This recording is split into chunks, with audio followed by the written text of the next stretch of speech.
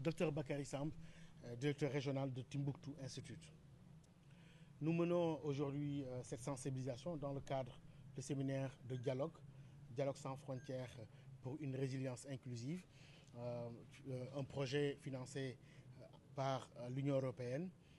mis en œuvre par la Fondation Konrad Adenauer en partenariat avec le Timbuktu Institute. Nous sommes là à Tambacounda où nous avons démarré dans cette région cette sensibilisation pour ce que ça représente pour nous,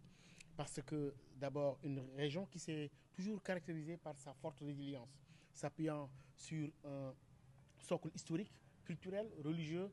qui a symbolisé une forme de coexistence sociale, une forme de coexistence pacifique avec un islam tolérant et des liens sociaux renforcés par la communauté de culture, donc tout un ensemble d'ingrédients favorables au dialogue. C'est pourquoi nous avons commencé ici. Mais aussi Tambacounda symbolise la région frontalière qui n'est pas loin du Mali. Nous l'avons dit hier à Goudiri en parlant aux populations pour leur dire que la question de la sécurité, la sécurisation de nos frontières est certes assurée par nos forces de sécurité et de défense avec le renforcement des dispositifs comme le camp de Goudiri et d'autres dispositifs, les Garcis, mais aussi c'est l'affaire de toute la population qui doit se mobiliser dans une parfaite collaboration avec les forces de défense et de sécurité dans le cadre d'une sécurité collective où les populations elles-mêmes ont un rôle très important à jouer. Dans ce cadre-là, la mobilisation que nous avons vue de la part des Badianougor, des femmes, des leaders religieux, des associations de jeunes, des collectifs associatifs, mais aussi des forces de sécurité et de défense qui ont été durant tout ce processus à nos côtés, cela est rassurant. Cela est rassurant sur le fait qu'il y a une prise de conscience progressive des populations de la région, des enjeux que représente la sécurité collective, mais aussi dans cette sécurité collective, la prise en compte de la dimension préventive qui est éminemment importante et qui concerne toutes les couches de la population. Vous savez, le dialogue est une caractéristique co-substantielle à la société sénégalaise. On dit d'ailleurs qu'il n'y a point de malentendu, il n'y a qu'une absence de discussion. Donc je pense que notre pays est habitué à opérer des dialogues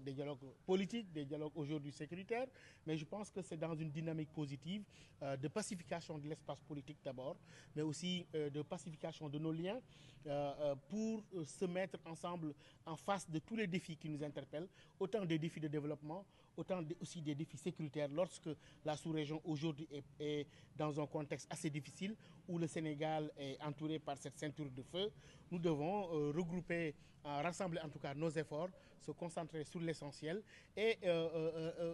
réaffirmer cette volonté qui est bien sénégalaise de vivre ensemble à travers des dialogues comme nous en faisons aujourd'hui ici et nous en avons fait hier à Goudiri et nous continuons à le faire dans le cadre de cette résilience, dans une parfaite coopération avec toutes les couches de la communauté, les forces de défense et de sécurité. Dans le cadre de ces activités, Timbuktu Institute prône toujours le suivi de ces activités. Nous évitons les projets one-shot où on vient dans une salle climatisée, on débat et on repart. Depuis hier à Goudiri, nous avons commencé autour de groupes que nous sommes en train de constituer, de mettre l'accent sur les perspectives avec un plan d'action développé par les communautés elles-mêmes que nous assisterons à travers